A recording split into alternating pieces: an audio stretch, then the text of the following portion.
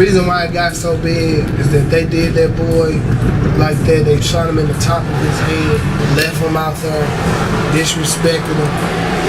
The people rose up, and the local police was so disrespectful that the people just took over the town. Since I'm in a position to talk to these kids and they listen, I ain't no politician, but I trapped and did go to prison. Now I'm caught up in a system where the motive's apparent. I'm just a product of the apartments probably built for my parents or my parent, but who caring? They planted go figure. Cop killing me, just a nigga. We protest gorillas. Man, I'm telling you, this deep, man. You know, so before Bob McCulloch became the prosecutor and all these things, Bob McCulloch was a kid of a police officer in the city of St. Louis.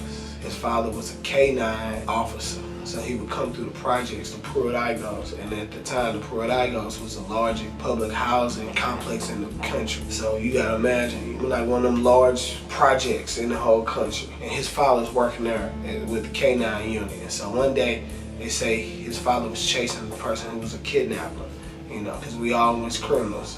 Even if they don't find us, we still a criminal and a suspect. So his father was trying to find him, and the story has it from the police is that his father was shot in the line of duty.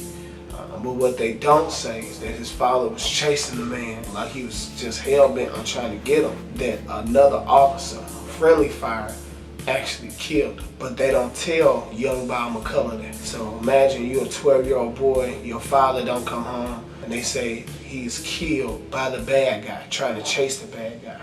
So Bob McCulloch family basically gets saved. They go work for the judge office, go work for the police. He ended up going through law school. And in his mind, you can tell that for the rest of his life, he thinking, I gotta put as many bad guys, black people, into jail.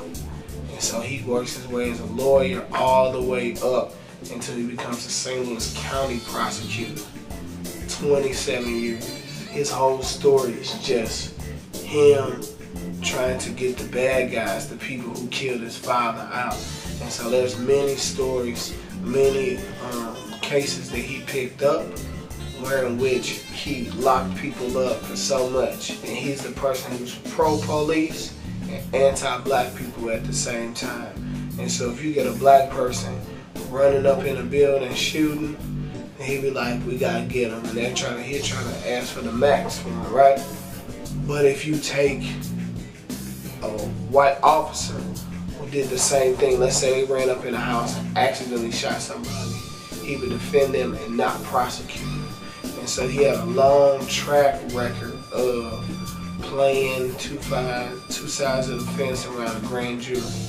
But people don't know what a grand jury is. A grand jury really is something that's simple. And I think people really need to know what a grand jury is.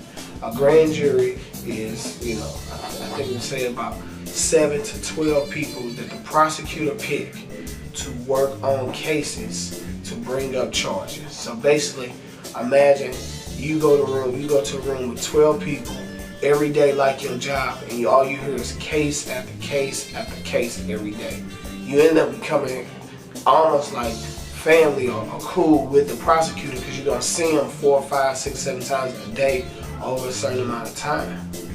You know, the joke is, a lawyer here, during Christmas, he always say, if a prosecutor want to indict a ham sandwich, they can indict a ham sandwich if they want to.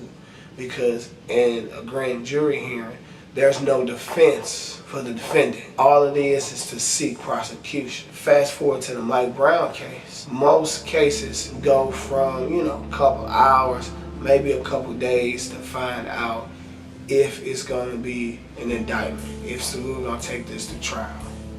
Bob McCulloch, what they call a speedy grand jury prosecutor, meaning he could do 2, 3, 4 in a day. He'll do a couple hours, come back a couple hours, he'll have a couple indictments. Well, he took 4 months to not indict Mike Brown's killer, Darren Wilson. These are the things that's going out of the norm. Not only did he do that, he went and did what he always does. He comes out with a pro-police line. He basically said that the black people or the witnesses, the stories are inconsistent. He also saw the video. I don't know if people saw the video, but they put out a video of Mike Brown. They said that Mike Brown actually went to the Fergsuon market and stole cigarillos What they don't show is that the day before the incident of him having a strong arm robbery, is that he actually traded some weed for those cigarillos. He left the cigarillos there and came back the next day to pick them up. Why is that important? Because Bob McCulloch saw that video and he allowed the local police and the whole media to spin it to make Mike Brown look like he was a criminal. You know why? Because that 12-year-old boy who lost his father because of a bad guy and a criminal thought he found another one in Mike Brown Jr., man. And so if you're really looking for something crazy, or the reason why these things and this cover-up happening, you look at all the Bob McCulloch's that's out there, man. Bob McCulloch, if you don't sit your, man, you look like you racist. You look like some black dudes and just ran a train on your girlfriend when y'all was in high school, bro. And I seen what you said about the videotape showing Mike Brown going in there trying to exchange some weed for the cigarillos. You said the thought of that would be stupid. The suggestion that he's coming back to pick up what he bartered for is just stupid. That's why your stupid ass ain't supposed to be in office right now. Because you can't even fathom what's going on in every damn urban community. Off the strength that not only can you not fathom, but that you won't even try to say, hey, does this make sense? You know, just off the strength that that's the case. Like, man, sit your bicycle hammerhead ass down somewhere, boy. Talking about that stupid. Nah, I'm gonna tell you what's stupid. You keep using that goddamn mothball for an eyeball. That's what's stupid. Yeah. You should have took your mama and sold it to some black dudes who play ball for a gumdrop and an 8-ball. That's stupid. McCulloch had already goddamn discredited every witness that seen what they say really happened. You know what I'm saying? Go figure. They're black. Basically, they have things about them that makes them not credible for their word to be held in court and held at the honor that every other honest person is held at. Darren Wilson's testimony is A1. See, to the white supremacy, they'll say, you go, Bob. To the other side of the white supremacy, you know, the other side, like the ones who ain't racist, but they act like it ain't racism out here. So overall, they're actually racist. To them, they'll probably say, well, maybe they were bad people. They were bad people. Y'all shut y'all dumb ass. Y'all just as up here as you to discredit those witnesses, to credit Darren Wilson's testimony. Not only that, to bring forth a witness that you later on confess that you doubt that person was even there. But for you to take their statement and hold it in such high regards, man, you dirty, man. You dirty. You know what I'm saying? Your dad was not honorable. Your dad was probably a sucker, just like you. So now he's a dead sucker. You know what I'm saying? But I just put y'all on the Bob McCulloch, man, because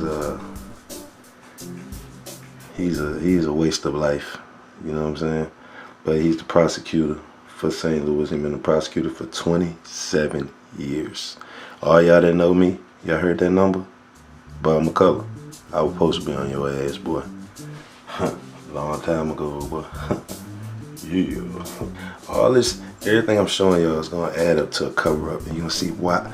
Basically, I'm just going through the full process of a cover-up. Because see, if it's been bad out here with the racists, imagine who's in office now, who's in city council, the prosecutor, the judge. The race war just happened in 1917. So, it's safe to say that some of the people in office, parents were in that race war, the most heinous attack. Some of the parents, if not the parents, the grandparents. When that's the case, you can still have a race war and it not be called a race war, because people who are elected to secure the public, to make sure the public is protected. All they got to do is get on TV and say, hey, it's not a race war. He pulled a gun. We got 3 calls to that area. One for shooting dice, another one for breaking and entering, and another one for Grand Theft Auto. So he was hot. He was extremely justified to shoot the victim 47 times. He was ordered to empty his magazine. And open your eyes, fam. Open your eyes, man. On this next episode, I'm gonna break down Darren Wilson. I'm gonna break down Mike Brown, and we're gonna break that down. Pop, pop, pop, pop, pop. We can keep moving like that, man. St. Louis, what's happening, man? I'm not sure if you guys know or not, but Mike Brown's mother is now running for city council. So I'm gonna run her commercial at the end of this. Y'all go find that info. Make sure y'all get out there and vote. Cause it's time for a change, man. It's time for a change. St. Louis, I'm rocking. You know what I'm saying? I'm Virginia. 2 times. They know that. You know what I'm saying? But I was just so devastated by y'all's history of this police versus citizen stuff that I just felt like morally obligated. I had to contribute where I can contribute. Almost 4 years ago to this day, I ran down this very street.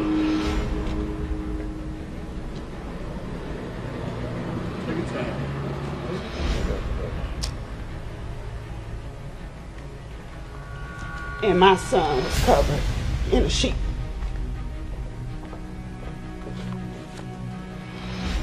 It broke me, you know? It brought me down to my knees. It made me feel crippled, as if I could do nothing else anymore from that moment. But as time went on and I stayed surrounded by support and motivational people who knew what happened was wrong and didn't give up the fight, I learned to walk again. And this is one of my first steps, running for Ferguson City Council of 2019. This is so important to me, and I know a lot of people may ask what makes me qualified, but I'll tell you, if a mother had to watch her son lay in the street for 4.5 hours and watch a community be completely disrespected by elected officials that we elected, what would you do? You would stand up and you would fight it. I'm not going to give up. And when I'm elected, I will be the people's voice and not just the people's choice.